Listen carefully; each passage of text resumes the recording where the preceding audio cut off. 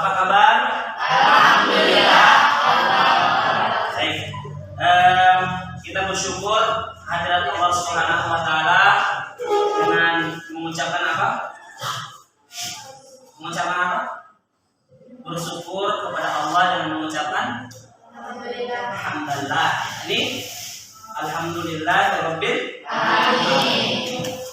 Jadi kita bersyukur kepada Allah dengan mengucapkan alhamdulillahirabbil alamin. Perlu enggak bersyukur? Perlu. Kenapa? Ada yang tahu? Kenapa? Karena la in syakartum la azidannakum. Barang siapa yang bersyukur, Allah akan tambahkan nikmatnya. Wala in kafartum, namun barang siapa yang kemudian ingkar, dikasih nikmat tidak disyukuri. Wala in kafartum inna adabi la syadid, maka Allah akan kemudian mengazabnya. Dikasih mata nikmat bukan? Nikmat bukan mata itu? Nikmat ya? Orang buta tidak bisa melihat. Kita bisa melihat keindahan, kita bisa lihat yang tampan, kita bisa lihat yang cantik. Coba orang buta, tidak bisa. Ya, maka cara mensyukuri mata itu yakni dengan mempergunakan mata itu dengan kebaikan. Jadi kita bersyukur dengan mengucapkan alhamdulillahirabbil alamin. Kemudian selanjutnya kita bersalawat dengan mengucapkan di kelas berapa nih? 3. Kita bersalawat dengan mengucapkan Allahumma shalli ala sayyidina Muhammad.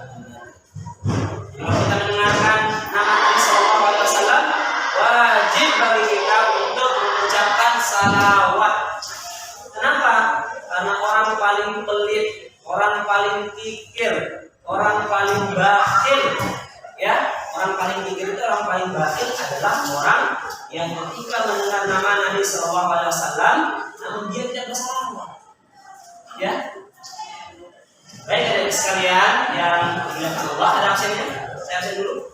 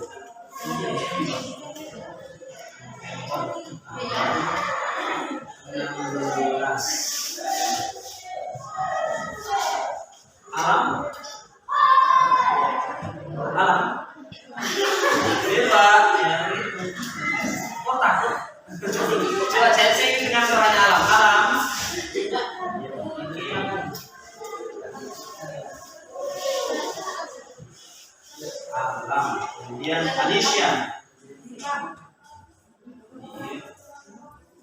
Andi, Rafiqul, mana Andi?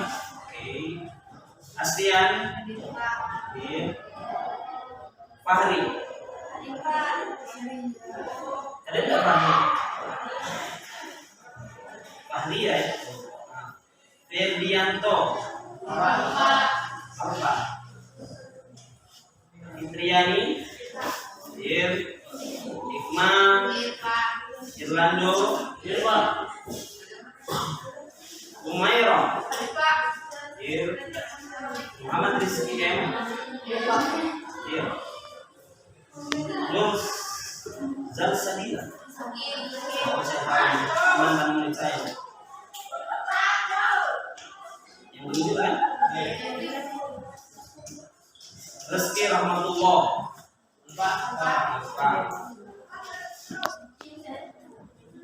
Itu Rambang. Video yang Rambang ya? Krista Hadir.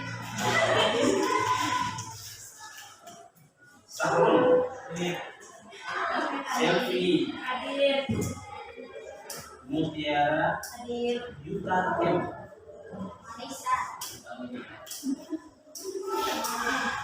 Oke, baik, adik-adik sekalian yang dimuliakan Allah, yang sangat berbahagia.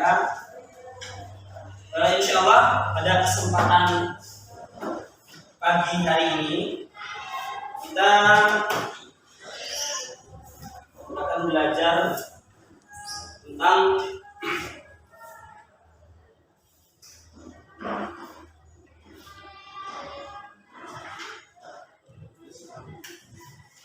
rukun Islam. Semua pada muslim kan? Ada yang bukan muslim? Semua pada muslim kan? Alhamdulillah. Ada yang sudah hafal rukun Islam?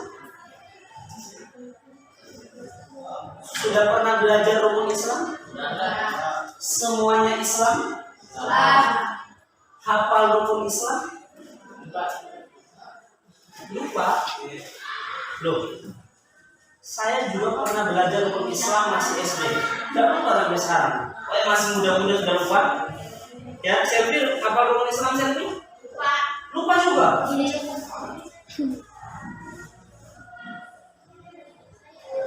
Musibah ya. Jadi musibah paling besar itu bukan musibah yang menimpa pada harta atau pada fisik. Orang jatuh, orang ketabrak, iya musibah. Orang jatuh miskin, iya musibah. Namun musibah paling besar itu adalah musibah yang menimpa agama. Karena agama ini bekal kita. Ya? Oke. Yang apa tadi siapa? Wah, mantap. Siapa namanya? Humairah. Humairah, tahu enggak artinya Humairah? Hah? Kalau Humairah itu adalah panggilan yang panggilan Nabi untuk kepada istrinya Aisyah. Artinya siapa itu Humairah? Bibi yang merah. Baik. Nah, dari sekalian yang berbahagia, kita mempelajari rukun Islam. Humairah sudah menghafalkan, masa yang lain tidak? Apalagi yang laki-laki mesti tidak mau dikalah ya. Coba Humairah sebutkan rukun Islam. Rukun Islam ada berapa? 5. 1. 2 kalimat syahadat. Ya. Pertama, mengucapkan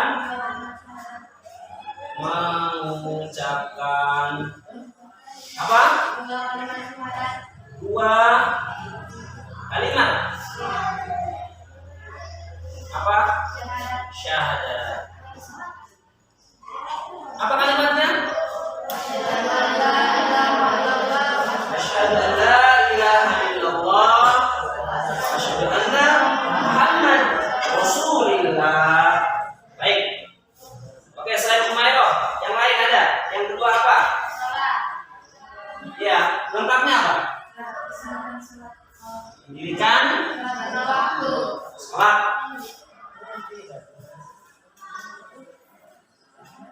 Mendirikan sholat. Mendirikan sholat apa? 5 kali sehari. Sama?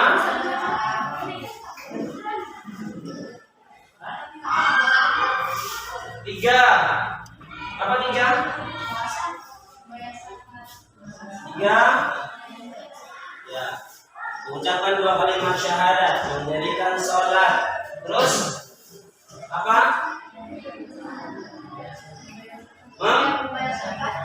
Bayar zakat. 4. Berpuasa di bulan berpuasa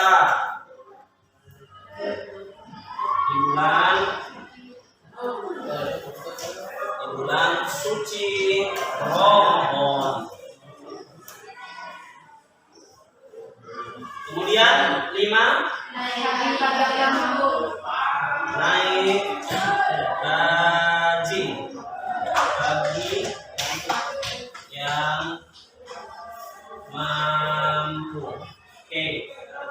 Sudah hafal semua? Kita baca-baca sama-sama ya. Kita bacakan bersama-sama. Rukun Islam. Ayo sama-sama. Saya ulang ya. Rukun Islam ada 5. Rukun Islam ada 5. 1. Mengucapkan 2 kalimat syahadat. Mengucapkan 2 kalimat syahadat. Asyhadu an la ilaha illallah Asyhadu an la ilaha illallah wa asyhadu wa asyhadu anna Muhammad Muhammad Rasulillah. Rasulullah. 2. 2. Mendirikan sholat Mendirikan sholat 5 kali 5 kali sehari semalam. sehari semalam. 3. 3. Membayar zakat. Membayar zakat. 4. 4. Berpuasa Berpuasa di bulan bulan Ramadan. Ramadan. 5. 5. Naik haji Naik haji bagi orang bagi orang yang mampu. yang mampu. Sudah dihafalkan? Sudah. Oke. Sudah bisa dihafalkan? Hah? Bisa belum? Sudah? Ini wajib dihafalkan ya. Sebentar saya hapus. Sebentar saya hapus ya. Sebentar saya hapus semuanya. Kemudian saya akan lemparkan kepada adik-adik sekalian. Kalau saya bilang rukun Islam yang ketiga apa? Ya, rukun Islam yang kelima apa? Nah, maka sebenarnya kemudian sudah harus bisa dihafalkan. Oke, silakan ditulis dulu. Saya kasih kesempatan. Kalau yang sudah hafal tidak perlu dituliskan.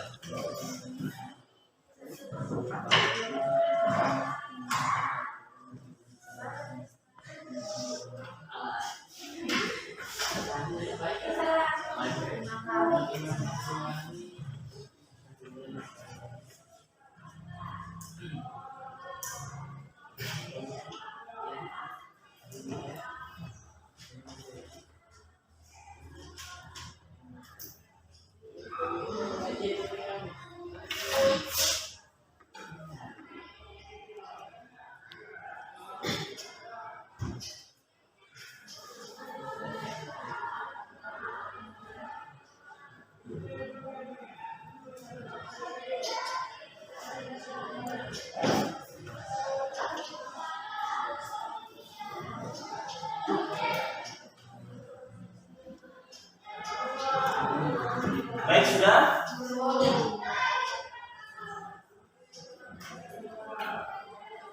Yang juara satunya sini siapa? Juara 2 siapa? Yang laki-laki udah kelihatan.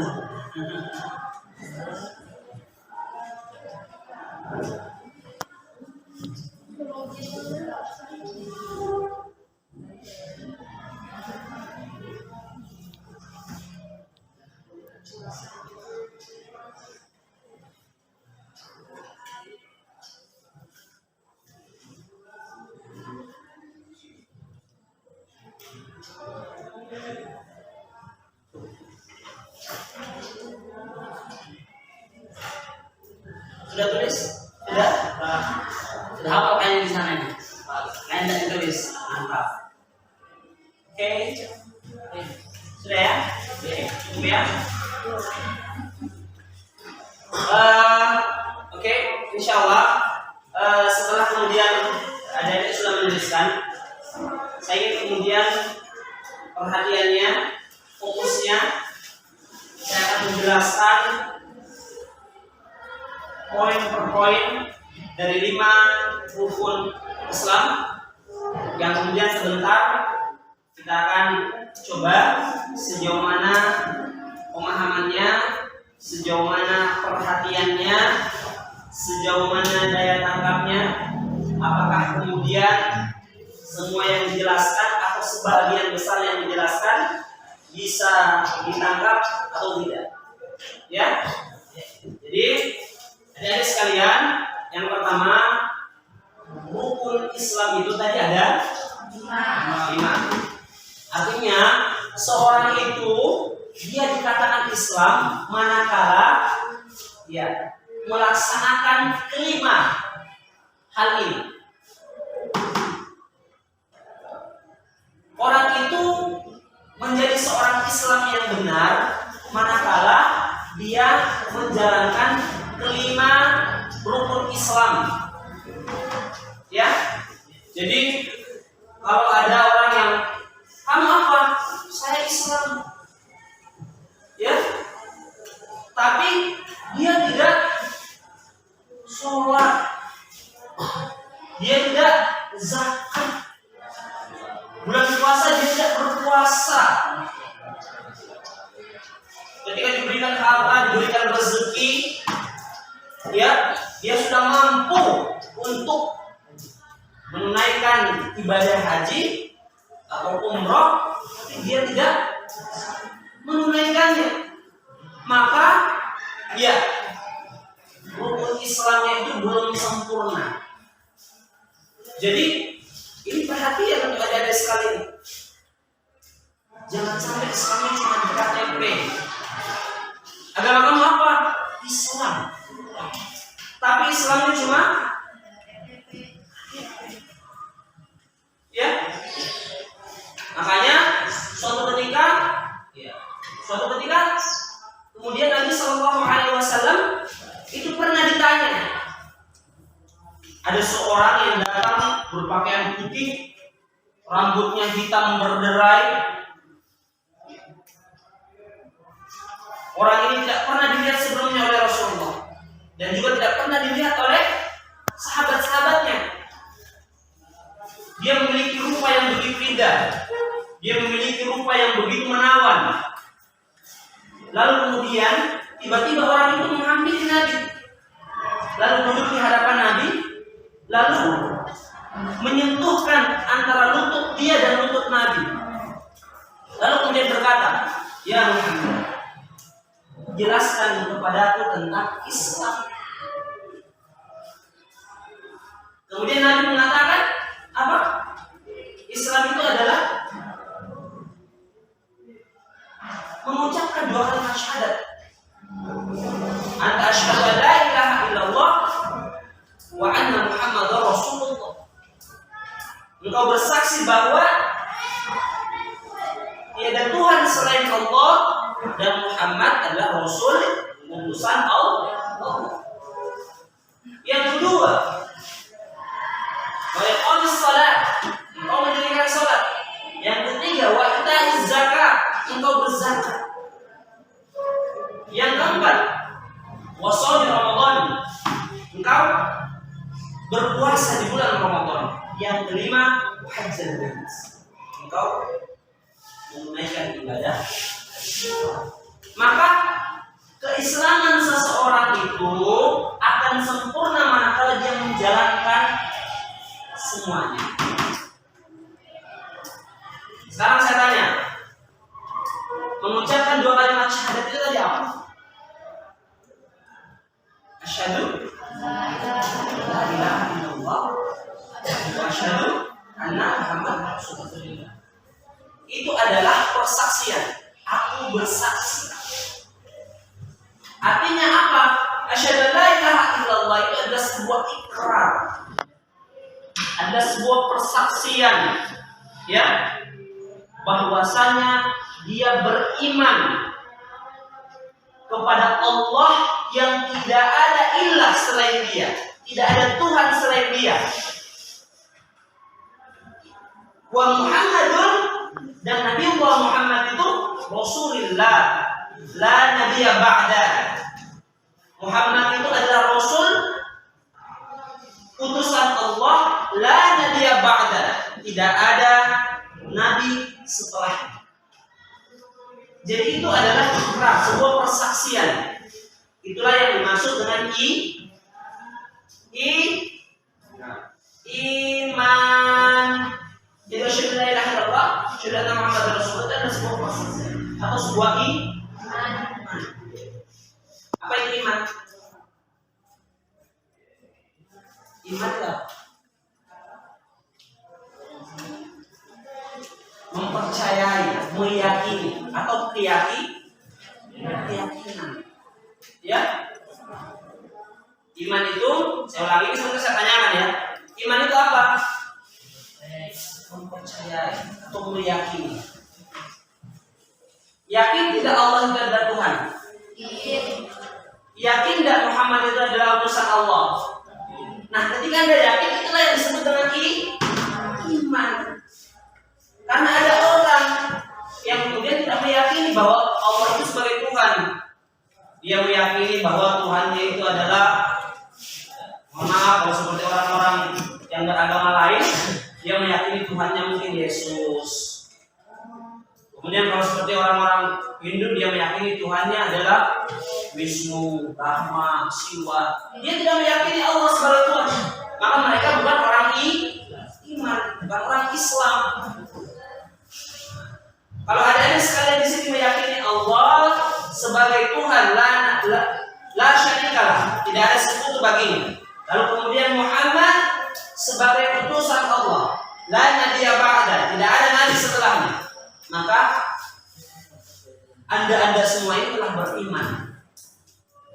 Pertanyaan saya, ya, cukup enggak iman seseorang itu dengan dia mengatakan saya meyakini Allah sebagai Tuhan, Muhammad sebagai Nabi? Cukup enggak? Tidak. Kenapa?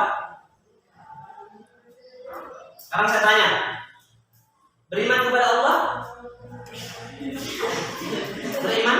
Yakin Allah sebagai Tuhan? Yakin Muhammad sebagai Nabi? Tidak ada Nabi setelahnya? Yakin? Serius? Sekarang mewakili perempuannya, yakin Allah sebagai Tuhan? Nabi Rasulullah Muhammad sebagai Nabi? Tidak ada Nabi setelahnya? Ya kan, yakin? Yakin kan? Oke, yakin. Sekarang pertanyaannya, apakah cukup orang itu mengatakan dengan lisan, lalu kemudian kita akan katakan dia itu orang yang benar imannya? Tidak cukup kan? Harus ada pembuktian. Contoh, kalau ada seorang anak, dia katakan kepada orang tuanya, Pak, Ma, saya sayang sama bapak dan mama. Tapi dia tidak mengabdi, dia tidak membahagiakan orang tuanya. Dia sibuk senang dengan kehidupannya sendiri. Dia tidak berbakti kepada kedua orang tuanya. Maka cintanya palsu. Seorang ayah yang dia katakan dia mencintai anak dan istrinya, tapi ayahnya itu dia tidak bekerja mencari nafkah. Ya, dia tidak bekerja mencari nafkah untuk memenuhi kebutuhan keluarganya. Maka cintanya palsu. Cinta itu butuh pembuktian. Betul enggak ini? Harus senyum. Betul enggak? Cinta butuh pembuktian. Makanya, ya, perhatikan di sini ya. Makanya, karena segala sesuatunya butuh pembuktian, maka iman itu tidak bisa diartikan cukup di lisan. Saya mencintaimu. Oh, buktikan dulu. Sama dengan iman seperti itu.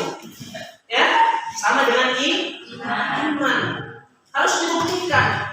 Maka para ulama menyebut iman itu ada 3. Apa itu iman? Sesuatu yang diucapkan di lisan, diyakini di dalam hati, dan diamalkan dalam bentuk perbuatan. Jadi kalau ada seorang laki-laki, dia menyukai seorang perempuan, ya, maka kalau dia betul-betul menyukai perempuan itu, dia tidak boleh sekedar mengucapkan saya mencintaimu, tidak boleh, tapi dia harus membuktikan. Dengan apa? Ya, kalau orang sudah dewasa, orang sudah cukup umur,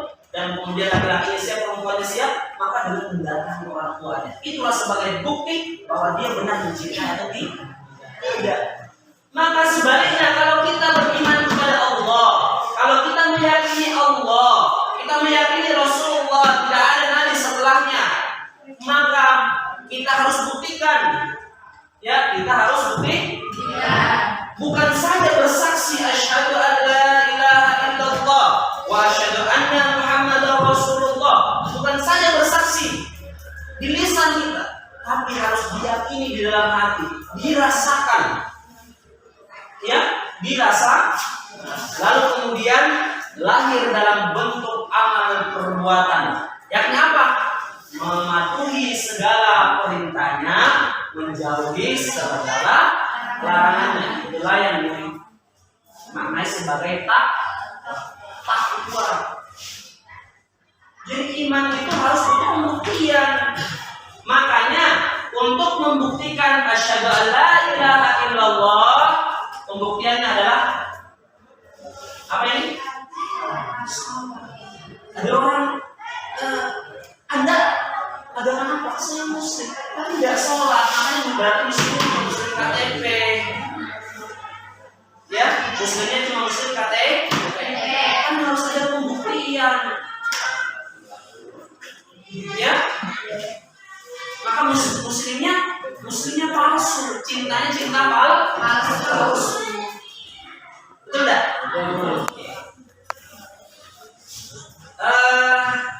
Oke, jangan dulu. Oke, lepas dulu. Selanjutnya, pembuktian setelah kemudian kita beriman kepada Allah, yakni mendirikan sholat. Ada yang tahu kenapa kita harus sholat? Sholat itu apa? Sholat itu apa?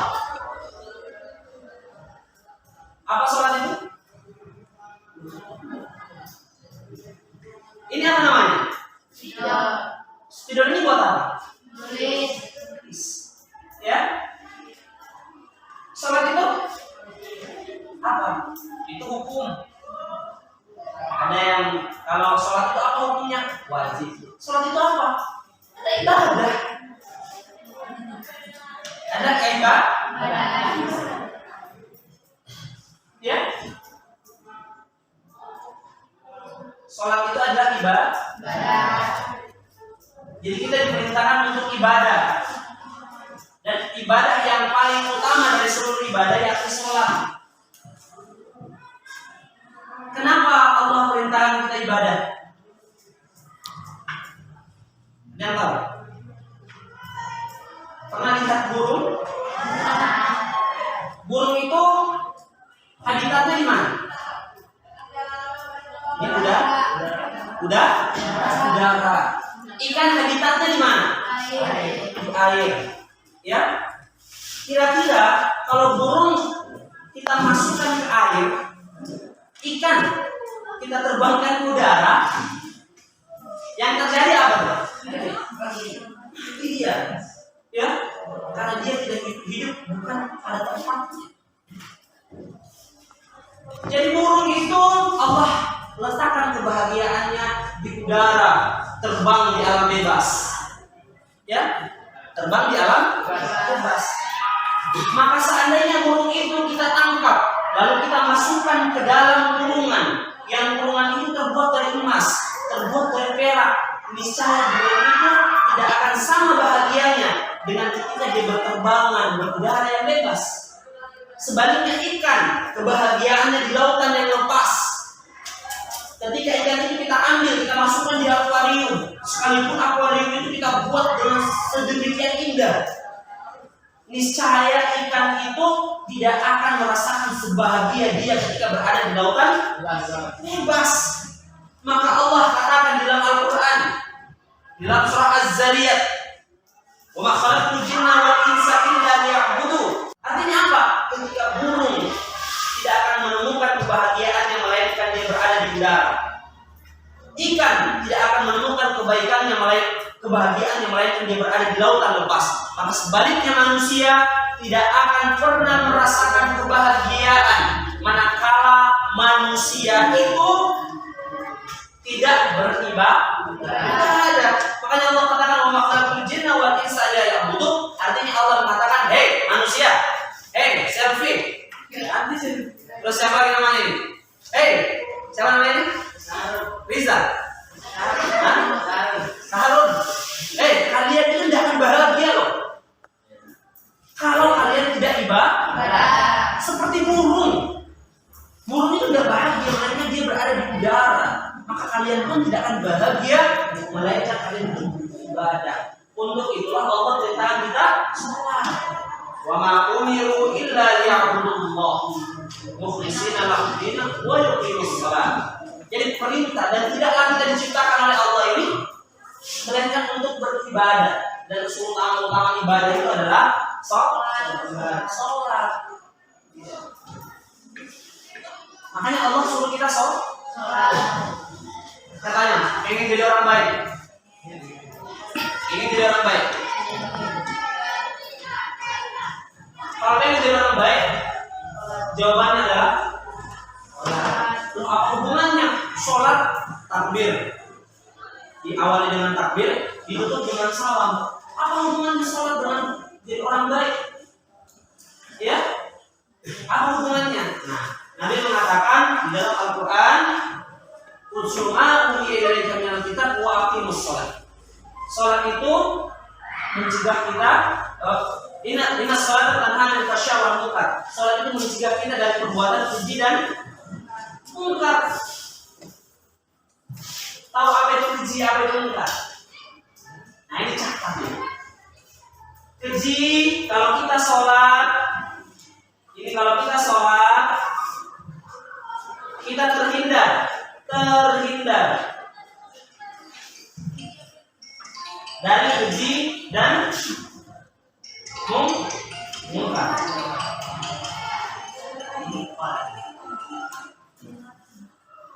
Ya. Jadi kalau kita sholat, itu kita terhindar dari perbuatan keji dan munkar.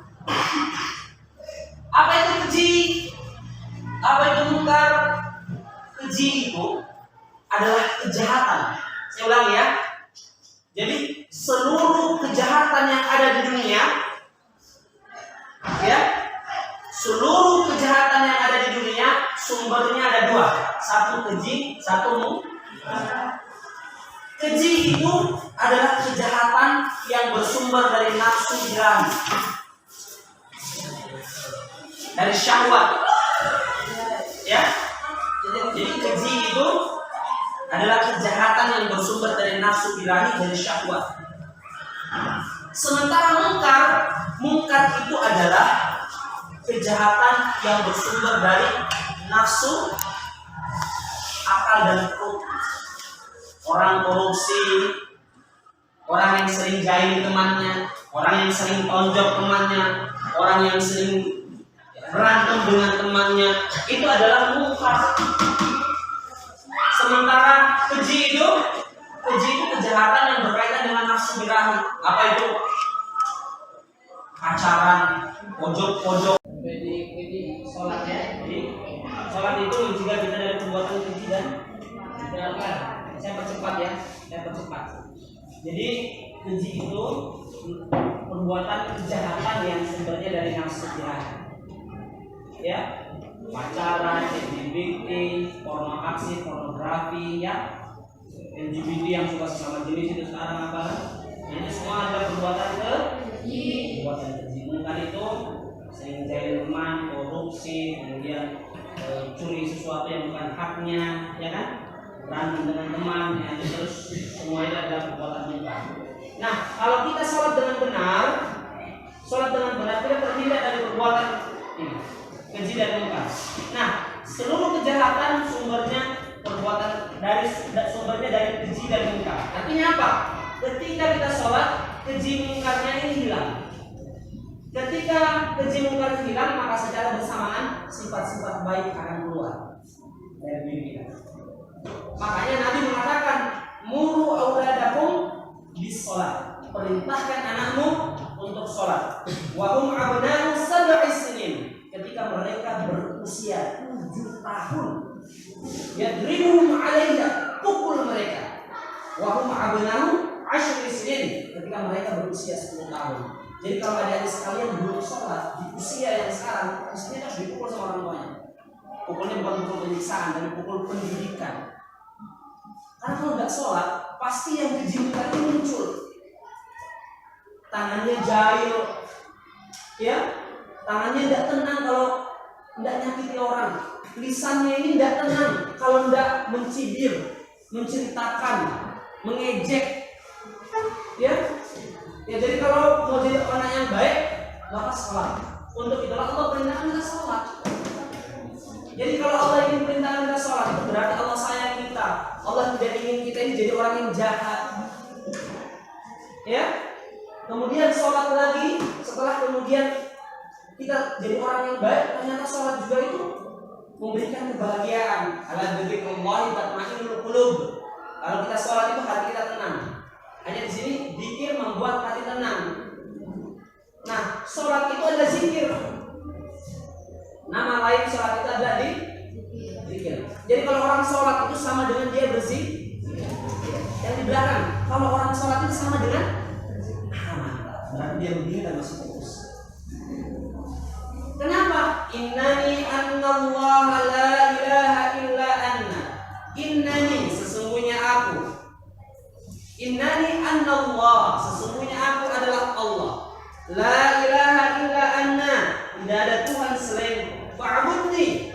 Maka sembahlah aku. Wa aqimis salata dan dzikri. Dengan sholat, karena sholat adalah dzikir. Jadi nama lain dari sholat adalah dzikir. Sementara zikir ala dzikrillahi tatma'innul qulub, zikir membuat hati bahagia, hati senang. Artinya salat pertama menjadikan kita baik. Kedua, bahagia. Ketiga, salat itu orang yang salatnya dengan benar apa? Wa man yattaqillaha yaj'al lahu makhraja wa yarzuqhu min haitsu la yahtasib. Barang siapa yang bertakwa kepada Allah, yaj'al lahu makhraja, Allah akan mudahkan jalan keluar dari setiap urusan-urusannya. Ada yang kemudian sekolah tasnya robek, orang tuanya kurang mampu, maka Allah akan memudahkannya.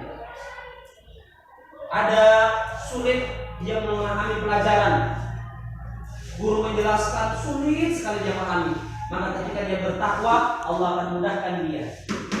Wa may yattaqillaha yaj'al lahu makhraja. Allah akan mudahkan setiap urusan-urusan dan kesulitan-kesulitannya. Wa yarzuqhu min haitsu la yahtasib. Bahkan Allah kemudian memberikan rezeki yang tidak disangka-sangka. Bukan saja rezeki yang dia cari, bahkan rezeki yang dia tidak cari. Keren enggak orang salat itu? Keren. Apa itu? Dapat rezeki mudah, terus dapat rezeki yang banyak, rezeki yang mudah, sekaligus apa? Kemudahan hidup, kemudahan. Keempat, orang sholat itu saya percepat, doanya doa diterima. Kelima, orang sholat itu dia mendapatkan falah. Apa itu falah? Qad aflahal mu'minun. Beruntunglah orang-orang mukmin. Falah itu adalah gabungan bahagia dan sukses. Ada orang sukses.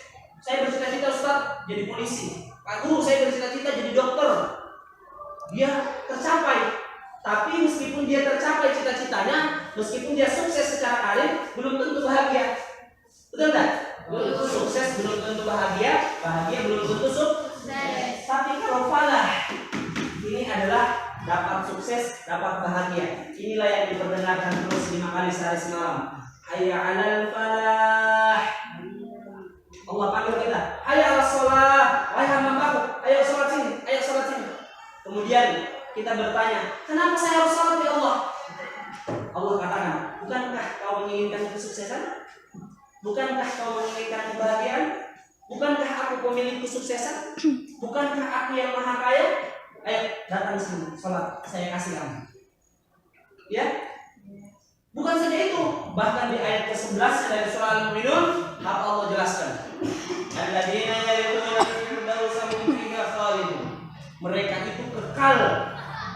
Mereka itulah yang mewarisi surga Firdaus, hum fiha khalidun, bahkan mereka kekal di dalamnya. Artinya orang yang sholat itu sudah dijamin pertama, insya Allah dia akan menjadi orang yang baik, dia akan menjadi orang yang bahagia, rezekinya dimudahkan, urusan hidupnya dimudahkan, doa-doanya diterima, terakhir sukses dan bahagia. Jadi kalau ada orang tidak sholat rugi tidak? Rugi tidak? Rugi, karena orang sholat itu adalah untuk kebaikan kita. Oh, ini kalau saya bahas semua ini kayak sampai 2 hari ini baru selesai. Ya, ini baru sebab sholat saja. Ya, kemudian saya percepat. Kemudian, ya, saya coba bahas ini. Saya ada sekitar kurang lebih 18 menitan ya. Jadi, kalau kita tidak sholat itu rugi, yang rugi kita. Ya, yang rugi kita. Saya kira setiap dari kita menginginkan kebaikan, betul enggak? Ada enggak di sini yang tidak menginginkan kebaikan? Jadi anak yang baik ada? Karena sejahat-jahatnya orang pasti dia menginginkan kebaikan. Sekarang, tahu perampok? Kira-kira kalau perampok punya anak, dia ingin anaknya jadi perampok juga atau jadi orang yang baik? Jadi apa? Orang perampok sekalipun dia akan menginginkan anaknya jadi orang baik.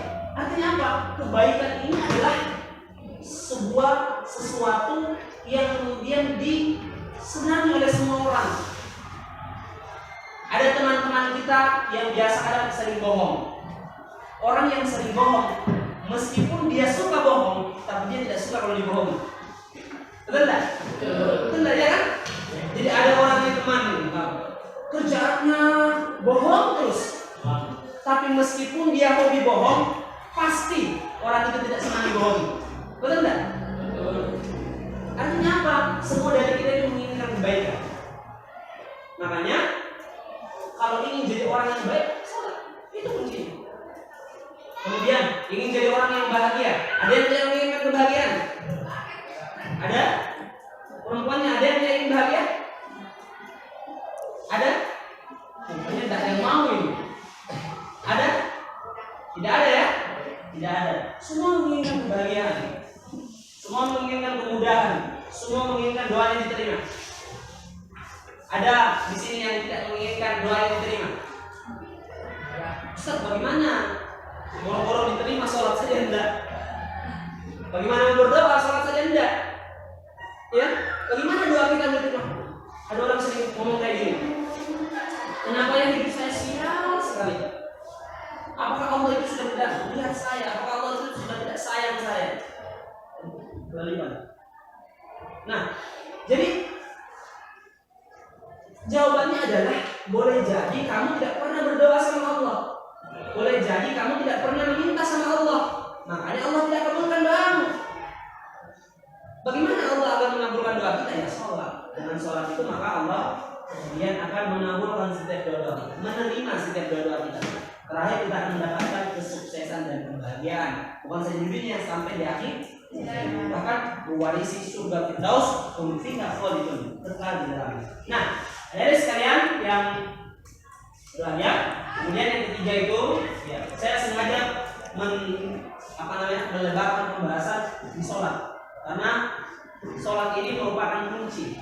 Kata Nabi, kalau sholatnya bagus, maka bagus semuanya. Tapi kalau sholatnya rusak, rusak semuanya.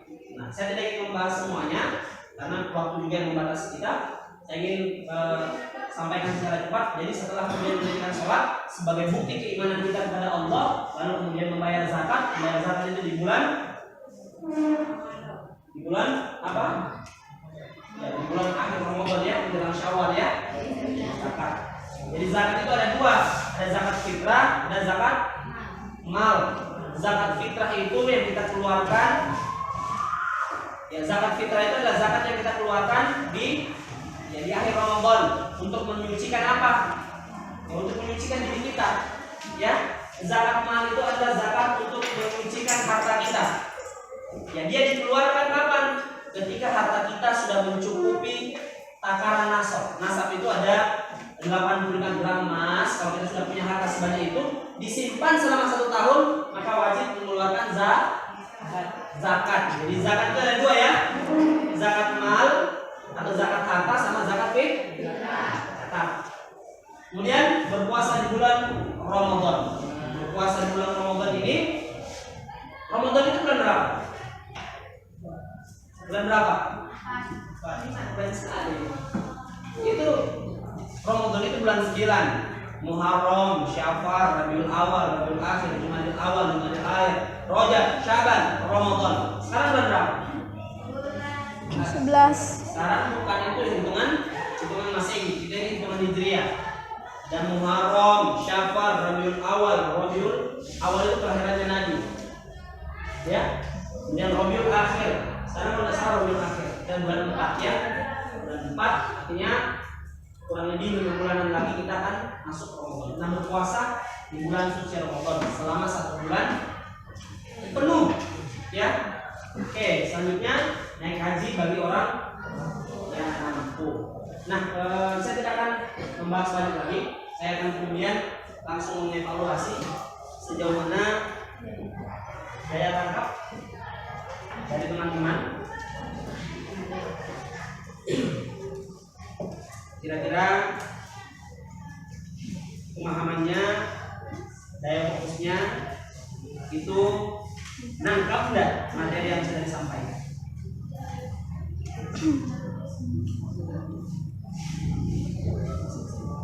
Oke, ada yang bertanyakan? Sudah ada. Mau pilih mana? Saya bertanya atau Anda yang bertanya? Kalau saya yang bertanya, saya tunjuk nih. Oke. Siapa namanya ini? Hapusnya mana? Kan hapus. Jadi ini dihapus pakai apa ini? Hah? Kertas. Kalau dihapuskan dulu. Ayo, siapa? Ini.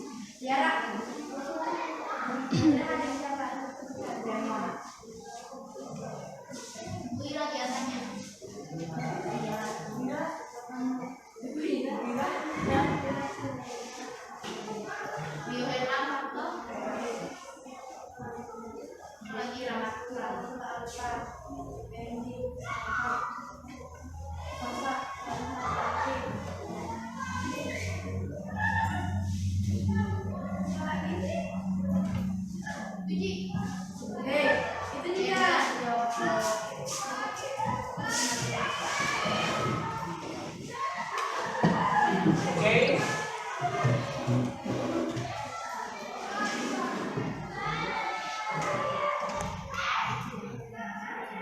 Nah, siapa namanya yang boleh sana?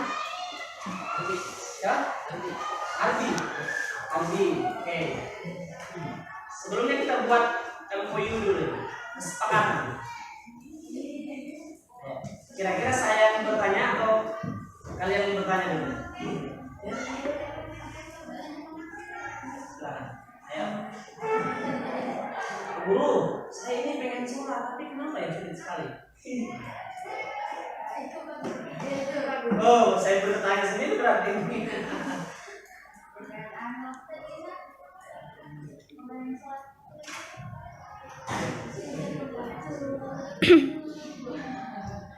Tapi ngerti enggak saya jelaskan ini? Saya jelaskan ngerti enggak? Paham enggak?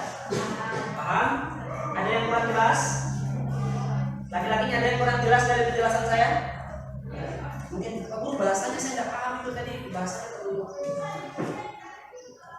Ada? Jelaskan, saya kira bahasanya jelas kan? Ya. Bisa dimengerti? Bisa. Bisa dipahami? Bisa. Oke. Ada yang mau bertanya? Saya. Monggo, silakan. Kenapa Abi kita susah sholat? Kita mau sholat tapi susah. Sholat tapi Susah. jadi Guru, saya mau sholat tapi susah. Ya? Kenapa sih sholat itu susah? Karena apa itu? Pemahaman. Pemahaman? Buktinya apa? Sekarang saya kasih contoh. Sholat sholat itu kita tidak boleh melihat sebagai beban. Ya, banyak orang yang kemudian melihat sholat itu sebagai beban. Subuh-subuh orang enak-enak tidur, kita bangun ambil air wudhu dingin-dingin. Ya, orang enak-enak main bola asar, kita pergi sholat. Ya, nah sehingga kita merasa sholat itu beban. Tapi kalau kita rubah mindset, apa itu mindset? Cara berpikir. Sholat itu kebutuhan. Kita harus rubah cara berpikir kita. Sholat itu kebutuhan. Kita butuh makan enggak?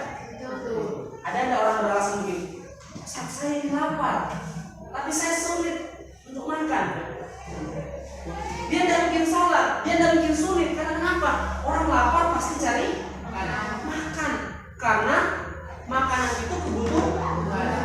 Makanya supaya sholat ini tidak sulit, sholat itu dijadikan kebutuhan. Sholat itu dijadikan kebutuhan. Sehingga nanti potret sholat itu kita tidak memotret sebagai beban. Kalau yang namanya beban, orang tidak ada mau memikul beban. Saya ambil galon, isi.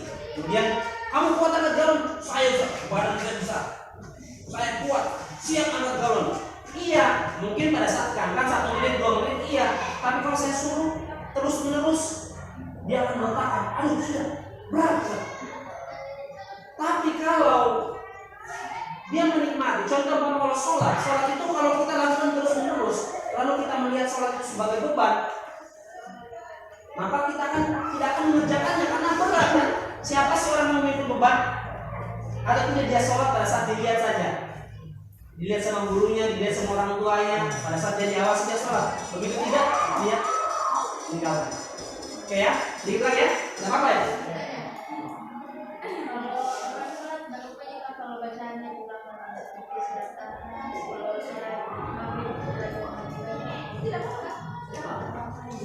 Yang wajib itu adalah takbiratul ihram, baca surah Al-Fatihah, ya kan?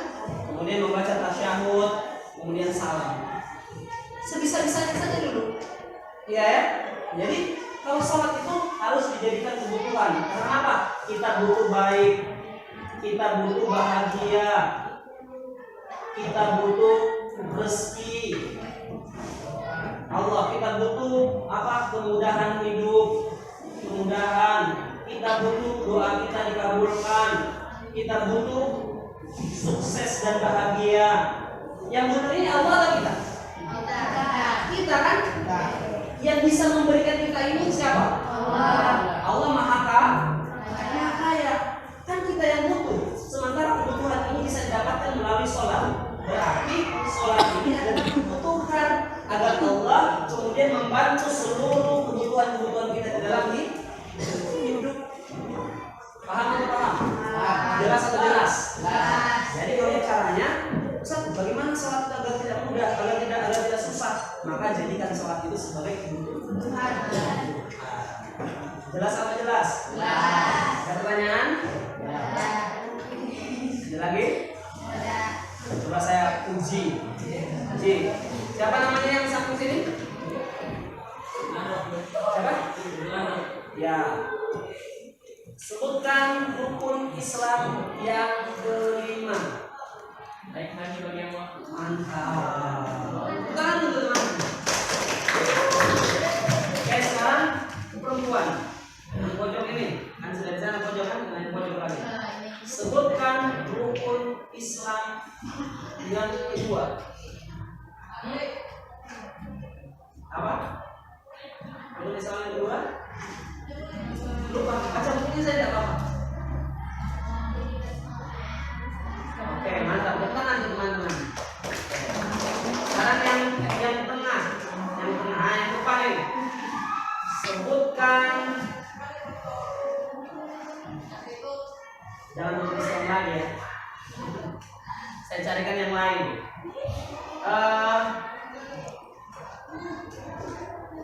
Sebutkan salah satu manfaat dari sholat yang sudah saya jelaskan tadi. Apa? Yang beli banyak kan yang saya jelaskan kan? Ya banyak. Ada 5. Salah satu saja. Nah, bahagia. Ya sholat itu bahagia. Ala dzikrillahi tatma'innul qulub. Dengan sholat itu membuat hati kita tenang. Berarti orang yang tenang hatinya pasti bahagia, mutmainnah namanya ya. Oke. Mantap, tepuk tangan dulu dikasih. Tadi bel sudah bel.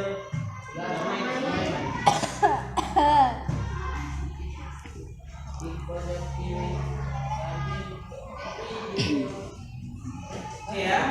Jadi kalau saya bertanya sudah, kalian bertanya sudah.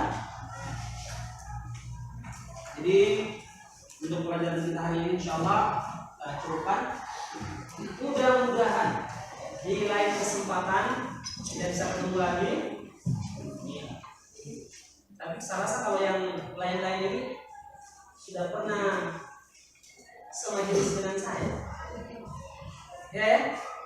Ini pernah ngaji sama saya betul lah, ya kan? Kasih dulu ya. Siapa yang pernah ngaji sama saya dulu ya? Angkat tangan. Oh dia pernah. Selfie pernah. Ini. Oh ini pernah. Oh ya ini selfie dulu. Nah ini juga pernah. Saya dulu di Tunggal sama 40 orang ya. Mengajar kan? Oh banyak sekali ya. Oke, saya kira kalau ada pertanyaan, cukup? Jelas? Bisa diamalkan? Bisa. Alhamdulillah. Oke, kalau tidak ada lagi, kita cukupkan pertemuan kita di siang hari ini dengan mengucapkan alhamdulillah. Alhamdulillah. Rabbil alamin. Kita beristighfar. Astagfirullahaladzim, astagfirullahaladzim, astagfirullahaladzim. Subhanakallahumma wa bihamdik, la ilaha illa anta, astaghfiruka wa atubu ilaik. Wassalamualaikum warahmatullahi wabarakatuh.